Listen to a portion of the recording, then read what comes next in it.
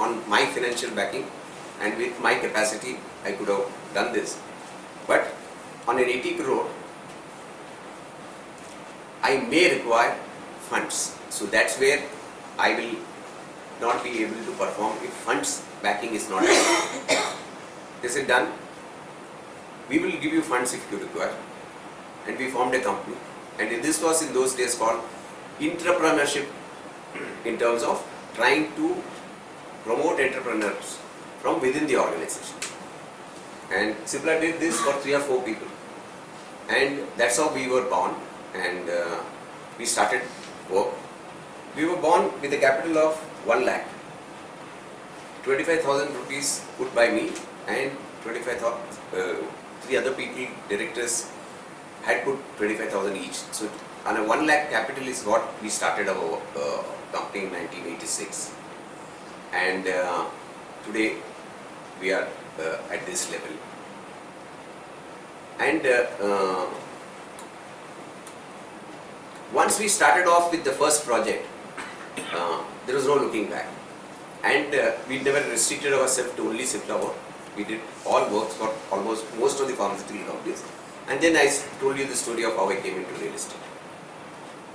And so you moved from contracting industrial to residential, then you also did IT parks, and you also did hospitality. Yes. So was this like a diversification, growth, or a combination of this?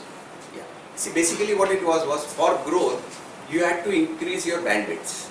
So we looked at the strengths. The strength we had was the engineering strength which we had, and the quality consciousness which we had built, the culture which we had built. Just to give you a clean site in a pharmaceutical company is different from a clean site in a residential or a factory. They are all clean, but the relative cleanliness is very different. So we, having come from a clean factory background, pharmaceutical factory background, and from a high finish background, we had developed strength in good finishes. So we said, let's focus on these. So we tried to focus on building and on design criteria and other areas where we could, and factories also required very fast construction. Because what happens in a factory is the management of the factory has committed a fund flow, they have financially closed the project cost, and they are ready with the funds. And once they have started to 10% of that money, the 10% of the money starts, with interest. So they want to do the project as fast as possible. So decisions are fast. So we started doing faster projects. And in Pune, when we were doing primarily residential, the IT boom had caught up.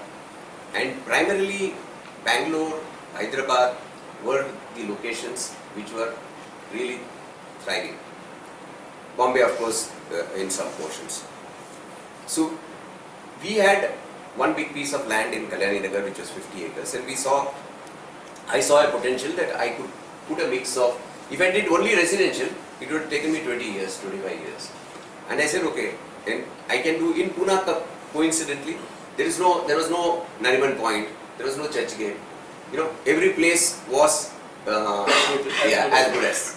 And we also were the first to coin walk to work. The concept of walk to work was introduced by us. And we said, okay, we do an IT park close to a residential, and it will be the best thing to do. And the competition at that time was Injewadi, which was very, very far away and was only suitable to big companies. So that's how we came into IT. In fact, when we started, very interestingly, when we started off IT, we had a tough situation. In the entire Pune, only me and Satish Magar were talking of IT. And two of us, when we used to go out on our road shows, we first need to sell Pune. So we actually sold Pune. We never sold Vascon or Magarpata. We actually sold Pune. And otherwise what was happening, every IT companies which are coming to establish in India would visit Bombay, Pune, Bangalore, Chennai and Hyderabad, and not one out of them would come to Pune. So we analyzed there is something wrong here. Why is this not happening? So we influenced in terms of getting all the similar benefits other states were offering from within the states. The government was proactive, they were also wanting it. So all this, once we said this and once we moved with 2 companies, then there was only a flood. Then everyone started moving in, and that's how we came into IT as well. So was Marigold sort of the... Yes, That was the starting point for starting IT. for walk to work Yeah, and... yeah. You mentioned about quality, and you mentioned about, I also read that, and we have first-hand experience that to customer orientation. How was it to set up a quality now when the rest of the industry was so different? Was it easy? Was it difficult? It was pretty easy for us. Why? That's why I tried to explain to you. My background and culture at which you have worked carries with you. It is not, you cannot change. If somebody tells me to do a shoddy job, I will be a failure. And that got built into the organization. We got very good people, and the people also got to know what is expected of them and what are the standards which we have laid down.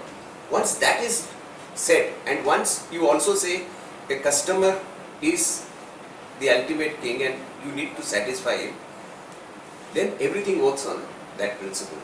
So here, like I'll tell you examples, you would have all had experiences when you have purchased. Like if a customer comes to us and when he takes possession, we tell him to inspect the flat. In Bombay, though, customer, if he gets the key, he just walks off smilingly and distributes paida. Here we say, inspect the flat. And we have had instances where people have said, oh, there is one paint mark there. And my engineer will never ever say, no, that is part of it, it will go. He will see that it is satisfied. So that culture once having set in, because we have worked in areas like companies where, pharmaceutical drugs are produced, where the end cleanliness requirement is very, very high. So that had already set in with us and we could deliver. So the the culture that goes into the organization, and I've heard that you are very demanding on these things within the organization. I wouldn't say that I am demanding, but I think I set standard. So once they know that this is what I expect, it becomes easy. They will also start giving that, because anything below that is not acceptable, and that goes down the line everywhere. It filters down the line, and once the basic, as I said, guideline is set, this is what is required of us, and this is what we are getting paid for, then it is easy. So do your team or do your employees, once they measure up to that standard, do they start enjoying it, or do you trust them with the things? How does it happen? Or is Vasu sort of driving Vascon engineers? No, not necessarily. I think basically everyone loves to do a good job. It is the environment under which he is working. They say, as you say, a team is as good as the guide or the captain or anyone. So if they all enjoy doing a good work, unless you have not motivated them to do that, or you have not set standards for them to do that. And once that is given to them, they are more than happy to do a good job, because nobody likes to be criticized for something which is wrong. So they would not want to do that. So that is, I think, comes over a period of time, and I think people are more than happy to learn and do a better job.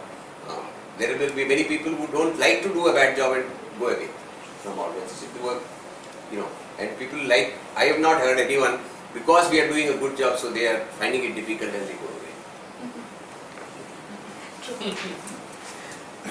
Also, I want to ask you a couple of things here on a different note.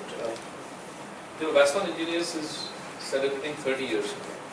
So it's taken 30 years to get there, and I think the climate these days is not 30 years, but 5 years, and I don't believe 5 years is long time. How do you see this change? Is Is that something that can happen in real estate?